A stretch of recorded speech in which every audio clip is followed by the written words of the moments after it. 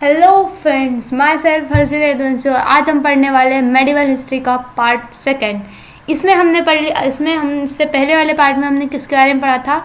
हमने छोटे छोटे देख लिया था कि पालास, राष्ट्रकूटास, यहाँ चोलास, ये गलती हो गई है यहाँ पर चोलास की जगह पे यहाँ आएगा गुर्जर प्रतिहारा। क्या आएगा? गुर्जर प्रतिहारा।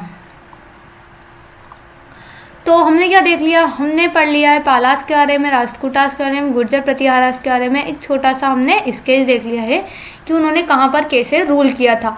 और हम आज के इस लेक्चर में क्या पढ़ेंगे? राष्ट्रकूटास एम्पायर के बारे में पढ़ेंगे। राष्ट्रकूटा एम्पायर के बारे में पढ़ेंगे कि उसमें कौन कौन से राजा थे, उन्होंने कैसे राज किया, किस किस को हराया और कितने टाइम तक हराया। और ये जो टॉपिक है बहुत ही इंपॉर्टेंट बन जाता है हमारे यूपीएससी के लिए, एमपीपीएससी के लिए। यूपीएससी और एमपीपीएससी में इसमें डायरेक्ट मेंस से क्वेश्चन पूछे जाते हैं। कहाँ से? मेंस से इसके क्वेश्चन आते हैं। और सारे all state exam, SSC GD, SSC CGL, SSC सब एग्जाम में पूछे जाते हैं। ये टॉपिक बहुत ही ज़्यादा इंपॉर्टेंट हो जाता है हमारे कॉम्पिटिटिव एग्जाम की। उससे आप जुड़ सकते हो हमारे हम सफ़र एकेडमी से और भी बहुत अच्छी लर्निंग करने के लिए। और हमारी जो ये ईमेल आईडी दी हुई है, इस पर लॉगिन करके आप हमें कुछ भी मेल कर सकते हो अगर आपको सजेशन देना हो तो हम देखते हैं अगली वीडियो में क्या है। अगली वीडियो में हमने क्या पढ़ा है, हम अगली वीडियो में देखते हैं। ये जो मैप है ये क्या है? राष्ट्रकूटा एम्पायर का मैप है। देखो, राष्ट्रकूटा एम्पायर का मैप देख लेते हैं हम कि राष्ट्रकूटा एम्पायर कितने उसमें फैला हुआ था। देखो, राष्ट्रकूटा एम्पायर ये जो रेड से दिख रहा है ना, ये जो एम्पायर था किसके कंट्रोल में था? ये एम्पायर, ये पूरा एम्पायर था राष्ट्रकूटा के कंट्रोल में। ये देखो, ये जो है यहाँ पर ये कन्नौज हमारा मेन पॉइंट, त्रिपाठी स्ट्रगल का रीजन क्या है? कन्नौज है, जो कि राष्ट्रकूटा के राष्ट्रकूटा क्या कन्नौज पे ज़्यादा कब्जा नहीं कर पाए थे, सिर्फ वो कन्नौज तक ही कब्जा कर पाए थे। इसके अंदर आ जाता हमारा ग्वालियर, मालवा, परमाणस, धार, इलोरा, बादामी, ये सब किसके आ जाते हैं? हमारे चालुक्य के अंदर में आ जाते हैं। देखो, राष्ट्रकूटा के अंदर में। राष्ट्रकूटा जो था नीचे वाला डेक्कन वाला एरिया क्या था? राष्ट्रकूटा के कंट्रोल में था। उसका जो चालू, पाल्लव और चोलास जो है ये राष्ट्रकूटा से ही क्या होते हैं? इमर्ज होके इन्हीं से बनते हैं। अब देखो, राष्ट्रकूटा के बारे में पढ़ लेते हैं। राष्ट्रकूटा के बारे में हमने क्या पढ़ेंगे? राष्ट्रकूटा में क्या क्या हुआ था। देखो, Rashtrakuta was the Kannada origin and Kannada language. Rashtrakuta जो था वो कहाँ से हुआ था? कन्नड़ ओरिजिन, मतलब जो कन्नड़ वाला रीजन है वहां से जो है राष्ट्रकूटा का ओरिजिन हुआ था। और राष्ट्रकूटा की जो लैंग्वेज थी वो मदर टंग क्या थी? राष्ट्रकूटा की कन्नड़ लैंग्वेज जो थी वो राष्ट्रकूटा की मदर टंग थी। अब हम फाउंडर के बारे में देख लेते हैं। सबसे फर्स्ट फाउंडर जो माना जाता है, फाउंडर किसे माना जाता है? फाउंडर जो है राष्ट्रकूटा का अगर माना जाता है तो दंती वर्मन या दंती दुर्गा इन्हें माना जाता है राष्ट्रकूटा का फाउंडर। ये माना जाता है कि जो दंती वर्मन है उन्होंने ही जो है राष्ट्रकूटा एम्पायर जो था खड़ा किया था, या फिर इन्होंने ही चलाया था। इन्होंने कब से कब तक रूल किया था? 735 से लेकर 756 तक इन्होंने क्या किया था? रूल किया था। कितने कम से कम इन्होंने 23 साल जो है इस एम्पायर पर 23 साल जो है इस एम्पायर पे क्या किया था? इन्होंने रूल किया था। ये कोई कम नहीं है टाइम की, इतना टाइम में उन्होंने मतलब यानी कि एक अच्छे रूलर माने जाते हैं। देखो, दंती वर्मन एंड द दंती दुर्गा 735 से लेकर 750 तक इन्होंने रूल किया था। Was the founder of the Rashtrakuta dynasty. ये क्या थे? दंती वर्मा और दंती दुर्गा जो थे वो राष्ट्रकूटा डायनेस्टी के क्या थे? फाउंडर थे। Danti Durga occupied all territory between the Godavari and the Bhima. Godavari और भीमा के पास की जितनी भी टेरिटरीज थी ये किसने ऑक्यूपाई कर ली थी? दंती वर्मा और दंती दुर्गा। देखो, अब हम देखते हैं गोदावरी और भीमा नदी कहाँ से गई हुई है। ये देखो, ये क्या है हमारी ये वाली, एक मिनट सॉरी, ये देखो, ये निकल रही है गोदावरी नदी, ये है भीमा, ये यहाँ पर गई है। मतलब इतना पार्ट है, इतना जो पार्ट है वो किसके कंट्रोल में था? ये पार्ट जो था वो दंती दुर्गा के कंट्रोल में था। ये वाला पार्ट है ना, ये किसके पार्ट में? जिसने रूल कब तक किया था? 735 से लेके 756 तक इन्होंने रूल किया था राष्ट्रकूटा पर। किस पर? राष्ट्रकूटा पर। और इसको इनको क्या माना जाता है? फाउंडर भी माना जाता है राष्ट्रकूटा का। ठीक है, आया इतना समझ में? पार्ट समझ में आया ना? कौन सा?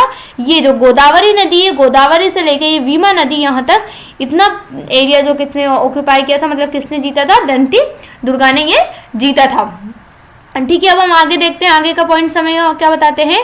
ही is said to be have conquered Kalinga, Kosala, Kanchi, Shrili, Malwa, Lata. देखो, इनका कहने का मतलब है कि दंती दुर्गा ये कहते थे कि इनके कंक्यूड मतलब इन्होंने जो युद्ध लड़े थे किस किस के साथ? कलिंगा, कोसला, कांची, श्रीली, मालावा, किस किस के साथ लड़े गए थे? इन्होंने इन सब के साथ क्या करे थे? अपना कंक्यूड मतलब इनका युद्ध, इनकी लड़ाई हुई थी किस किस के साथ? कलिंगा के साथ हुई थी, कोसला के साथ हुई थी, कांची के साथ हुई थी, श्रीली के साथ हुई थी और मालावा के साथ और लता के साथ हुई थी। And occupy Maharashtra by defeating Chalukya king Kirtivarman. उसके बाद इन्होंने जो चालुक्य के किंग थे, चालुक्य किंग का नाम क्या था? कीर्तिवर्मन, उनसे इन्होंने अपना जो महाराष्ट्र वाला एरिया था वो ऑक्यूपाई कर लिया था, जीत लिया था। किससे? चालुक्य किंग कीर्तिवर्मन से इन्होंने महाराष्ट्र का एरिया जीत लिया था। और किस किस से लड़ाई की थी? कलिंगा, कोसला, कांची, श्रीली, मालावा और लता। इसमें को मैप में देख लेते कहाँ पर है। देखो, कलिंगा, कोसला कहाँ है? कलिंगा ये कन्नौज के पास ही आता है। कलिंगा, कोसला, ये सब चीजें क्या इधर ही इन्होंने इसको ऑक्यूपाई करके रखा था। ठीक है ना। उसके बाद he believe to have perform ritual Hiranyagarbha. ये जो थे वो बहुत ही ज्यादा बिलीव करते थे रिचुअल को परफॉर्म करने में। रिचुअल मतलब यज्ञ को परफॉर्म करने में। किसको? यज्ञ को परफॉर्म करने में। इनका मानना है यज्ञ मतलब पूजा पाठ में क्या करते थे? बहुत ज्यादा मानते थे। इन्होंने एक रिचुअल भी परफॉर्म कराया था। क्या? गर्भा। हिरण गर्भा क्या होता है हम इसके बारे में आगे देखते हैं। देखो, जो हिरण when this ritual was performed with the help of Brahmins, it sought to lead to the rebirth of the sacrifice as शास्त्रीय। उसके बाद इनका कहने का मतलब ये था कि जब जो हिरण्यगर्भ इन्होंने क्या करवाया था? इन्होंने रिचुअल हिरण्यगर्भ, इन्होंने जब हिरण्यगर्भ रिचुअल कराया था तो उसमें का ये मानना था कि जब हिरण्यगर्भ रिचुअल करा लेते हैं या करवाने से किसकी हेल्प से करवाया था? ये हेल्प से करवाया था ब्राह्मण की हेल्प से। अगर हम हिरण्यगर्भ करवा लेते हैं तो हम क्या हो जाते हैं? रिबर्थ, हमारा जो डबल से जो जन्म होता है, एक बार मृत्यु के बाद डबल से जो जन्म होता है वो किसमें होता है? हमारा शास्त्रीय में ही होता है। शास्त्रीय कास्ट जो थी उसी में होता है। अगर हमने हिरण्यगर्भ क्या करवा लेते हैं तो हमारा जो रिबर्थ होगा वो किसमें होगा? शास्त्रीय में ही होगा। ही डिफेक्ट द गुर्जर, इन्होंने गुर्जर्स को क्या किया था? डिफेक्ट किया था, गुर्जर्स के साथ लड़ाई करी थी और मालवा वाला जो रीजन है वो क्या कर लिया था? इन्होंने अपने कंट्रोल में ले लिया था। Thus the Rashtrakuta become the permanent power in Deccan.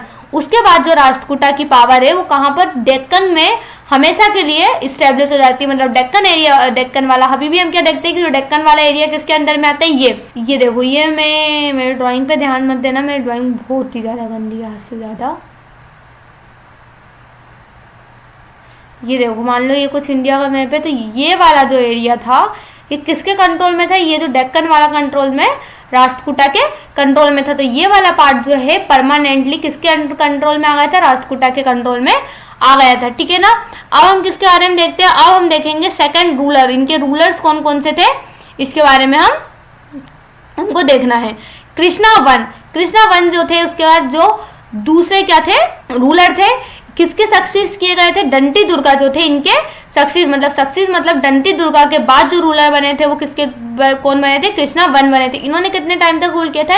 इन्होंने 756 से लेकर 774 तक इन्होंने रूल किया था राष्ट्रकूटा पे।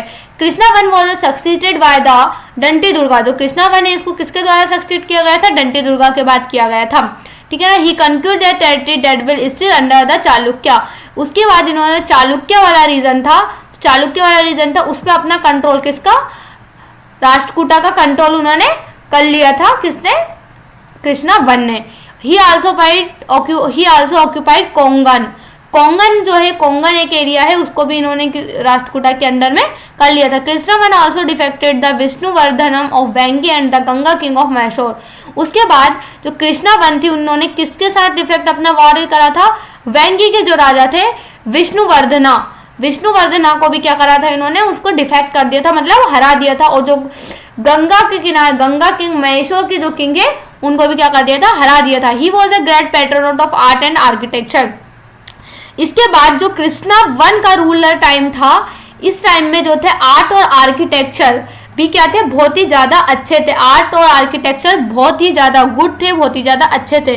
The Kailash temple at Ellora was built by the Rashtrakuta king Krishna one. जो कैलाश टेम्पल है कहाँ का, इरोला में जो एक कैलाश टेम्पल है वो किसके द्वारा बिल्ड किया गया था, कृष्णावन। ये पॉइंट जो है बहुत ही ज्यादा इंपॉर्टेंट है, इस पॉइंट को नोट कर लेना कि जो कैलाश टेम्पल है इरोला का, उसे किसके द्वारा बनाया गया था, कृष्णावन के द्वारा बनाया गया था। जो कृष्णावन है वो कहाँ का किंग है, वो राष्ट्रकूटा का किंग है। ठीक है ना, देखो मैं बता देती हूँ इरोला कहाँ है मैप में। ये जो है ये क्या है मेरा, इरोला है, ये वाला पार्ट है इरोला। यहाँ पर जो था क्या बनाया गया था, कैलाश टेम्पल बनाया गया था। क्या बनाया गया था, कैलाश टेम्पल बनाया गया था। किसकी मदद से बनाया गया था, कृष्णा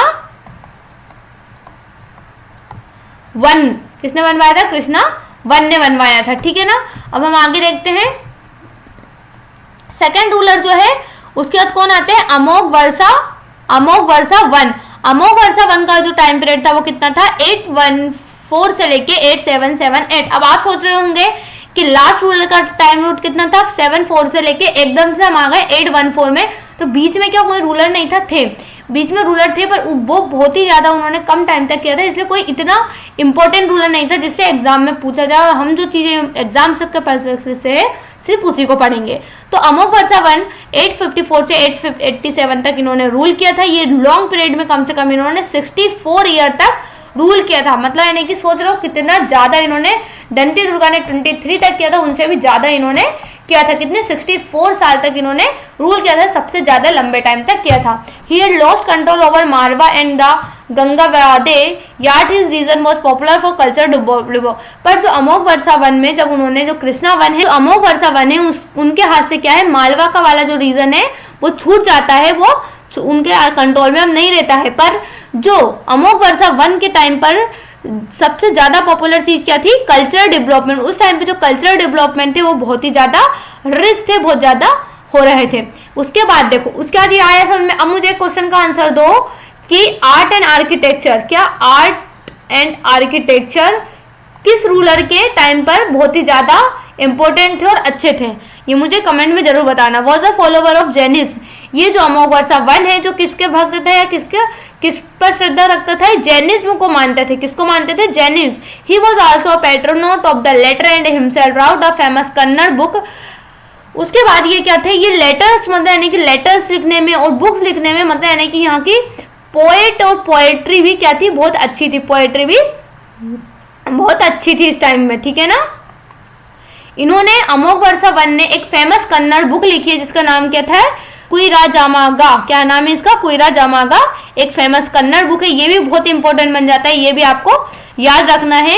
क्वेश्चन ये भी पूछा जा सकता है कि अमोघ वर्षा की कन्नड़ बुक का लैंग्वेज बताओ, या फिर जो कुइरा राजागमा है वो किसने लिखी है और किस लैंग्वेज में लिखी है, ये भी आपका बहुत इंपॉर्टेंट पार्ट बन जाता है।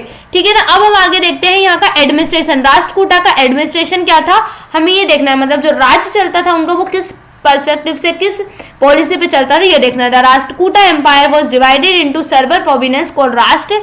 देखो, राष्ट्रकूटा को क्या कर दिया गया था, सर्वर एम्पायर में डिवाइड कर दिया गया था, सर्वर प्रोविंस में डिवाइड कर दिया गया था। उसको क्या बोला जाता था, राष्ट्र बोला जाता था। क्या बोला जाता था, राष्ट्र बोला जाता था। और इसी को किसके कंट्रोल में होता था, या राष्ट्रपति के कंट्रोल। अब देखो, एक और चीज मैं अच्छे से बताती हूँ। अब मान लो कि हमारे इंडिया में अभी क्या होता है, सबसे बड़े होता है अपना इंडिया, कंट्री आती है। कंट्री पर कौन काम करता है, किस कंट्री में, जो किसके अंडर काम करती है कंट्री करती है, पीएम पे चलती है, पीएम इसे चलाता है। इसके बाद आता है अपना स्टेट, क्या आती है, अपनी स्टेट आती है। इसको कौन चलाता है, सीएम चलाता है। अब इसके अंदर आती है अपनी डिस्ट्रिक्ट, क्या आती है, इसको कौन देखता है, कलेक्टर देखता है। अब इसके अंदर आती है अपनी तहसील, ठीक है ना। और इसके अंदर क्या आता है, विलेजेस हो गए, सिटी हो गई, टाउन हो गए। ठीक है ना, देखो हर कंट्री के अंडर में बहुत सारी स्टेट होती है और हर स्टेट के में अंदर बहुत सारी डिस्ट्रिक्ट होते हैं और हर डिस्ट्रिक्ट के अंदर बहुत सारी तहसील होती है। हर तहसील के अंदर गांव होते हैं, शहर होते हैं, टाउन होते हैं। अब आया समझ में? तो ऐसे ही इन्होंने जो राष्ट्रकूटा एम्पायर था उसको क्या डिवाइड करके रखा था। मान लो ये वाला जो मेरा इतना राष्ट्रकूटा एम्पायर था, उन्होंने इसको सर्वर पार्ट में क्या करके रखा था, डिवाइड करके रखा था। और इन हर पार्ट का नाम क्या दिया था उन्होंने, राष्ट्र नाम दिया था। और इसे चलाता कौन था, इस पर रूल कौन करता था, राष्ट्रपति करता था। कौन करता था, राष्ट्रपति करता था। आया समझ में? अब देखो उसके दे वर फर्दर डिवाइडेड इनटू द वैश्य और डिस्ट्रिक्ट गवर्नर वैश्यपति। उसके बाद राष्ट्र हो गया मेरा राष्ट्रकूटा एम्पायर है।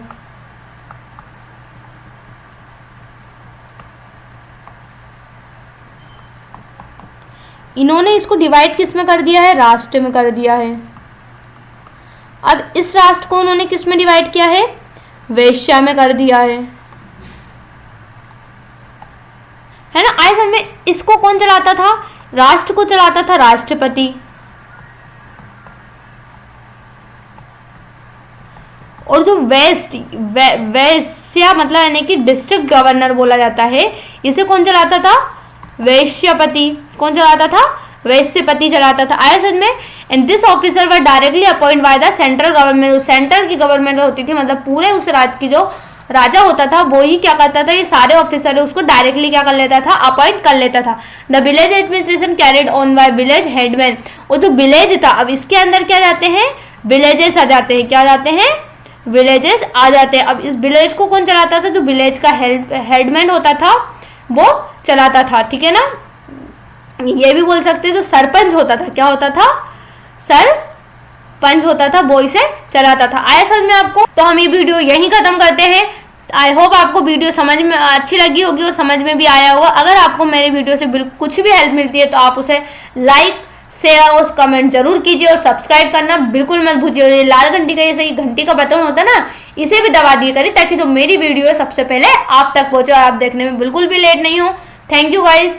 मैं चलती हूँ और अब मिलेंगे हम अगले वीडियो में। लाइक, शेयर और सब्सक्राइब करना बिल्कुल मत भूलना। और अगर कुछ सजेशन देना है तो आप मुझे बिल्कुल कमेंट में दे सकते हो।